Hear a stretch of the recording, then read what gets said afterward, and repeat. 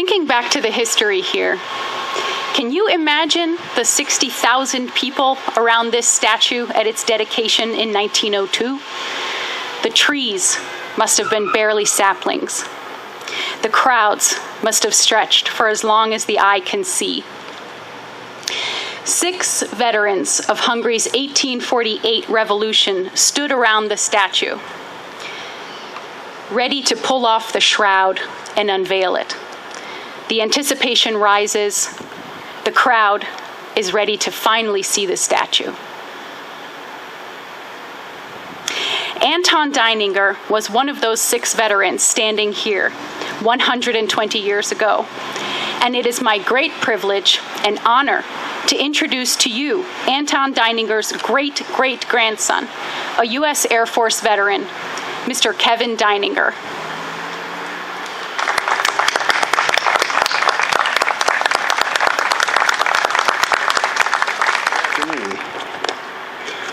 My name is Kevin Deininger, and I was invited here to tell a story of a journey that started when I was about 7 or 8 years old and eventually led me to here, March 15th of this year, where I met Andre, and after I discovered my family's relationship to this great statesman, Lajos Kossuth. Like I said, the journey started when I was very young and listening to my Aunt Grace tell me and my brother a fascinating story about our family's immigrant ancestor. I remembered several details. She told us that he had come from Germany and that he had distinguished himself in a great war. Then after the war, he had been chased out of Germany by enemy spies, and he came to the United States, where he settled in Pennsylvania.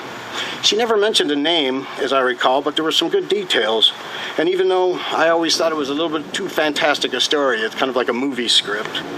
But then a couple of years ago, I was able to devote more time to researching my family tree, and I quickly found records relating to my family's history back to the 1880 U.S. Census from Allentown, Pennsylvania, with my great-grandfather Charles when he was 14.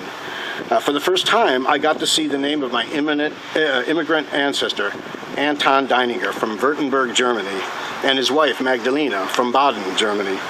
Then searching for Anton in Cleveland, I find a website that tells me there's an Anton Deininger buried here in Calvary Cemetery. Clicking on the link brought up this obituary from the Plain Dealer on February 14, 1903. So if I can get it up. And it is titled, I'm sorry, I can't really hold that up, but it's titled Death Calls for Modest Hero. Soldier who fought for Hungary in 1848-1849 has departed, and then fled after the war to get away from enemy spies.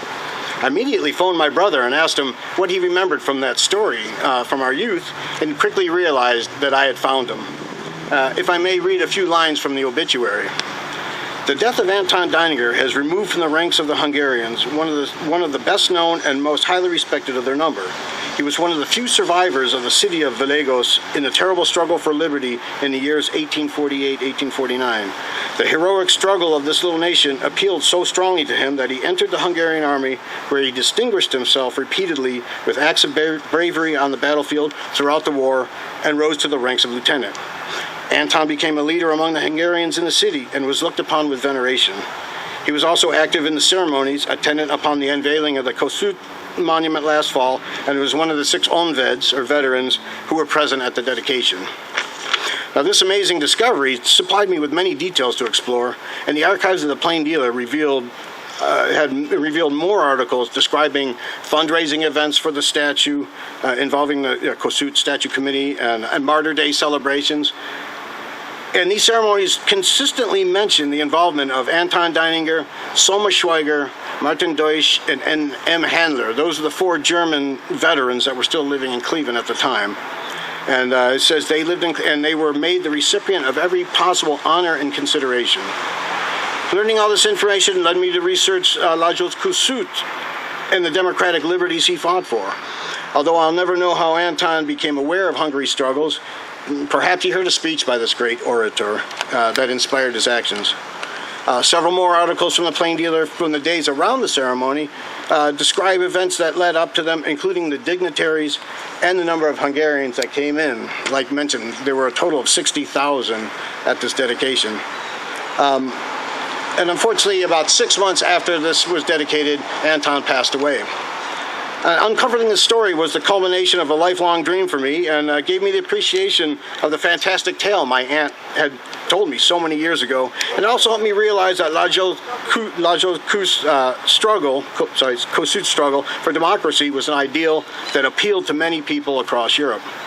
Thank you for listening to my story, and I would like to thank Andre for inviting me and members of my family who are here today, and particularly the Hungarian community for taking in my great-great-grandfather and showing him, filling him with pride and honor in the last few months of his life.